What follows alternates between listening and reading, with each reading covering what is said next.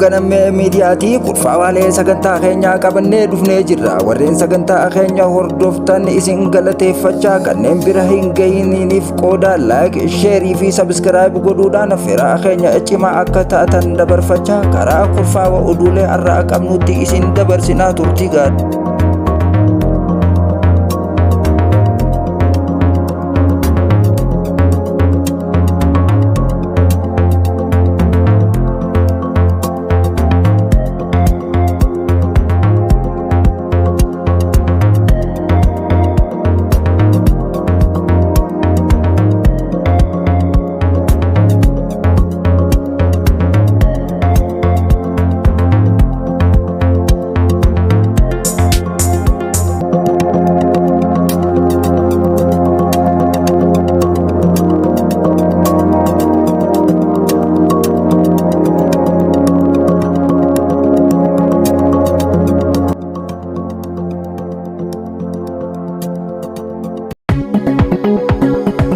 Muummeen ministeera Abiy Ahmed BRICS irratti hirmaachuuf Raashiyaa gale. Muummeen ministeera Itoophiyaa Abiy Ahmed yaa'ii dureewwan BRICS irratti hirmaachuuf Raashiyaa galuu waajjirri pirezidaantii bulchiinsa Taataaristaan beeksise. Ibsi waajjira irraa bahe akka jedhutti muummeen ministeera Itoophiyaa Abiy Ahmed yaa'ii dureewwan BRICS irratti hirmaachuuf buufata xiyyaara idil-addunyaa Kaazaan kan gahanitti pirezidaantiin bulchiinsa Taataaristaan kan ta'an Rustum Maninikhaanov simannaa taasisanii jiru. Marii Raashiyaa Kaazaanitti taasifamu kana irratti gaggeessitoonni biyyoota 30 olii ni argamu jedhamee akka eegamu tajaajilli oduu Raashiyaa gabaase. Pirezidaantiin Emireetota Arabaa Gamtoomanii UAE bin Zayid fi pirezidaantii Iraan Masuud Pezeshkiyaanii fi pirezidaantii Hindii Narendra Moodiin gaggeessitoota argaman keessaa ijoo jedhama.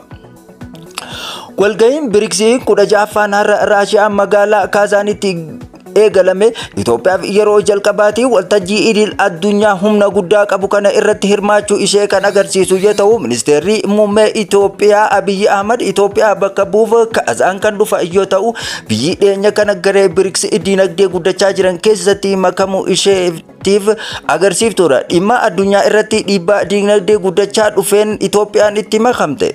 Yeroo jalqabaatiif argamuun kun hawwii Itoophiyaan waltajjii addunyaa irratti keessummaa tumsa dinagdee fi murtee ji'opolitikaa keessatti gahee ishee cimsuuf qabdu kan calaqqisuudha. BRICS jalqaba bara 2006 kan uumame yoo ta'u, Biraazil, Raashiyaa, Hindii, Chaayinaa fi Afrikaa kibbaa kan of keessaa qabu ta'a. Gamtaa addaa warra dhihaatiin olaantummaa qaban kan akka G7 akka wal dorgomutti ilaalama. BRICS gareen kun miseensummaa isa bal'isuu fi mul'ata tumsa guddaa biyyoota dinagdeen guddachaa jiran gidduutti uumamuu itti fufeen waan jiruuf barbaachisummaan tarsiimoo isaa cimaa dhufe. Itoophiyaan miseensota haaraa biroo waliin qaama dinagdee guddachaa jiru kana ta'uudhaan biyyattiin walta'iinsa dinagdee fi ejjennoo siyaasaa ishee guddisuuf waltajjii inni kennitiin eegama. Muummichi ministeera Itoophiyaa Abiy Ahmed yaa'ii kanarratti hooggantoota addunyaa biroo waliin ta'uudhaan pirezidaantii United Arab Emirates Sheikh Mohammed bin Zayed Al Nahyan, ministeera muummee Hindii Narendra Modi fi pirezidaantii Afrikaa kibbaa Cyril Ramaphosa dabalataan pirezidaantii Chaayinaa Xi Jinping fi pirezidaantii Masrii Abdul Fattah Al-Sisi fi qondaaltota sadarkaa olaanaa biroo guutuu addunyaa irraa gara Kaazaan imaluun marii kana irratti ni hirmaataniin eegama. Mariin kun Itoophiyaa fi Masrii tarree tokkorra teessee akka mari'achiisu ni hubatama. Barbaachisummaan BRICS akka waltajjii kanaatti dinagdee guddachaa jiranii fi qormaata addunyaa irratti akka tumsa guddaa taasisan kan hubachiisudha. Itoophiyaan geengoo dippiloomaasii fi dinagdee guddaa kana keessa yeroo tarkaanfattutti yaa'iin BRICS mata dureewwan tarsiimoo ta'an kanneen kallattiin dinagdee Itoophiyaa irratti dhiibbaa geessaniin ni hammata jedhameeti. Mariiwwan kana keessa ijoon qormaata sirna kafaltaa dijitaalaa BRICS kan biyyoota miseensa ta'anii gidduutti daldala mijeessuu fi sirna faayinaansii addunyaa aadaa biyyoota dhiyaatiin olaantummaa qaban irratti hirkattummaa hir'isuuf qophaa'edha. Inspeekshiniin kun daldala daangaa qaxxaamuraa fi baasii xiqqaa taasisuun guddina diinagdee fi carraa hojii uumuu kakaasuuf gargaaruun Itoophiyaan fayyadamu ni taasisa jedhama.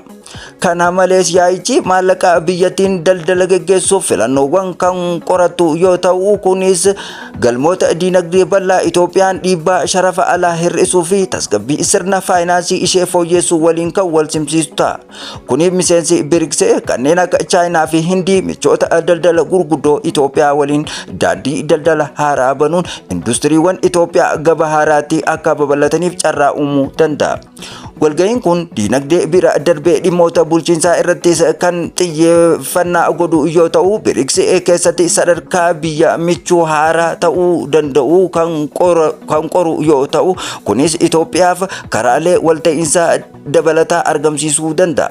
Mariin daldalaa kakaasu, investimentii guddisuuf qormaata ji'opolitikii addunyaa furuu irratti taasifamuun fuulduraa fi giddugaleessa ta'ee Itoophiyaan muuxannoowwan miseensota BRICS biroo waliin akka sochootuu fi irraa baratu carraa ni kenna.